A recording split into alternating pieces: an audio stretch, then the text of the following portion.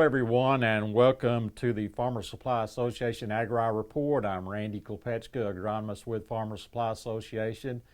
We are taping on October the 8th, and it's time to be thinking about ryegrass control. Might be not the topic you thought I was going to talk about this month, but I think it's a very timely topic and one that's kind of been building up over the past several years.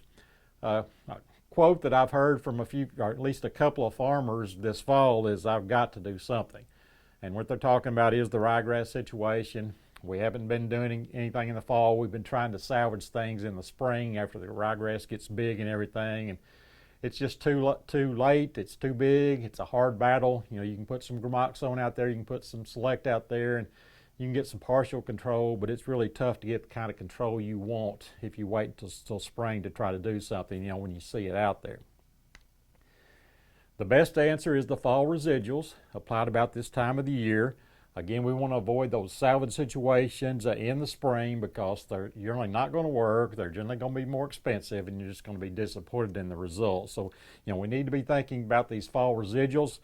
And I know what a lot of you are thinking. First thing when you hear that, well, that's more money I need to spend. And you know, everybody knows it's not a secret with the economic situation, because every time you turn on the news anymore, you're hearing about the economics of agriculture right now. So, you know, nobody's wanting to spend any money, especially this time of year at the end of the year. And you know, there's not going to be anything going on really for several months, and that's not the time you want to be you know, spending that money. So anyway, but it's one of those things I think you at least need to try it. You know, if your ryegrass populations have been building and getting worse and worse every year, and you know you're not convinced about, you know, these fall residuals, well, give it a shot on a field or two on some of your worst fields and just see how it'll work for you. So anyway, I challenge you to do that, and hopefully we can start getting this thing under control, because as I said, it's gotten worse and worse every year, and it's tough to deal with in the spring.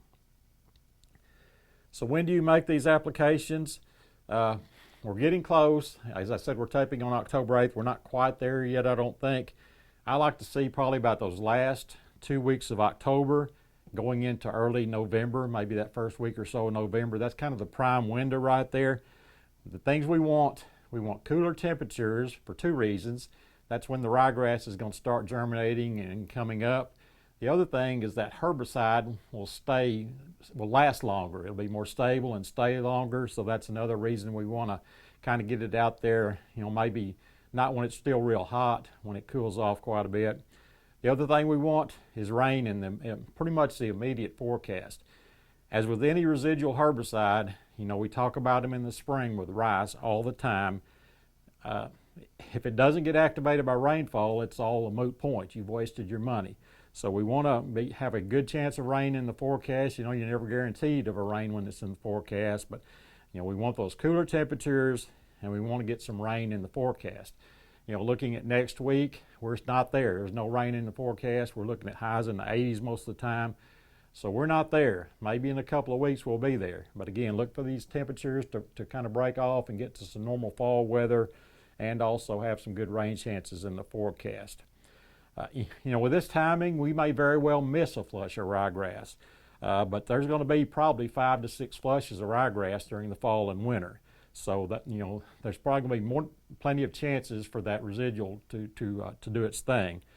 If you do get ryegrass to emerge before you make these applications, all we need to do is mix some gramoxone or some Select in there with it, and that'll control what has come up, and then provide you residual for the rest of the season, hopefully. So remember, we're in this for the long haul. Even if we do miss a little bit of the early emerging ryegrass, we're in this for the long haul, and there's going to be plenty more chances for that residual to do its thing. So keep that in mind when you're making these timing decisions. What do we use? If rice is going to be your next crop, you're down to one choice. Command is your choice there for if rice is going to be the crop next year. The rates range of 16 to 24 ounces. 16 ounces on those silt loams, a little bit lighter soils like that. 24 ounces on the clay soils. That's kind of your recommendations right there, 16 to 24 ounces. And just like when we're applying Command, whether at rice planting in the spring, we need to avoid a couple of situations. cut soils. We always try to avoid command applications with cut soils. Well, I think in these fall applications, you need to be real leery of them too. May not be quite as risky as planting in the spring, but still there's a real risk of putting that command out on the cut soils even when applying them in the fall like they are now. So that's be leery of putting them on cut soils. Also, these real sandy soils. I mean, there's some sandy soils where we try to grow some row rice and stuff, and you need to be careful on those too. I've seen rates as low as 4 ounces on sand before.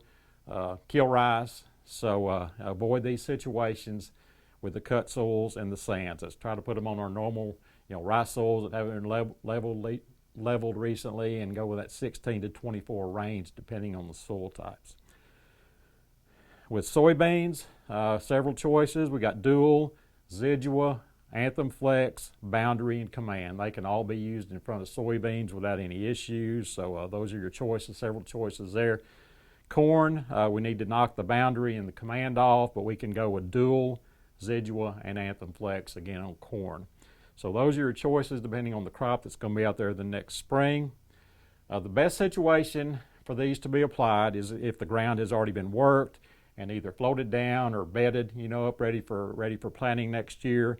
As far as if there's stubble out there, you haven't worked the ground yet and got it prepared for next year, it's going to be questionable how much activity you're going to get if you put it out there with stubble, especially something like corn or rice where there's a lot more stubble there, and it's hard for that chemical to get down to the ground. So your activity may not be much, if any, or not much at all, in those situations where we're putting it out where we haven't worked the ground and prepared for next year.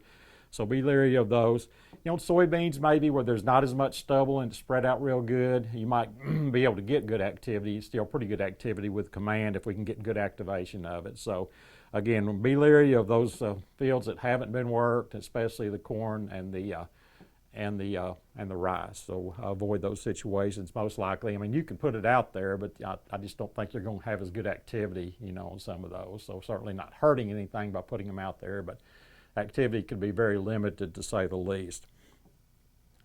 Another thing to consider, if you're thinking about economics especially, is a lot of times this ryegrass is confined pretty much to the edges and field borders and things like that. That's where it started, is along highways and stuff like that. So a lot of times it's still mainly on the edges of fields.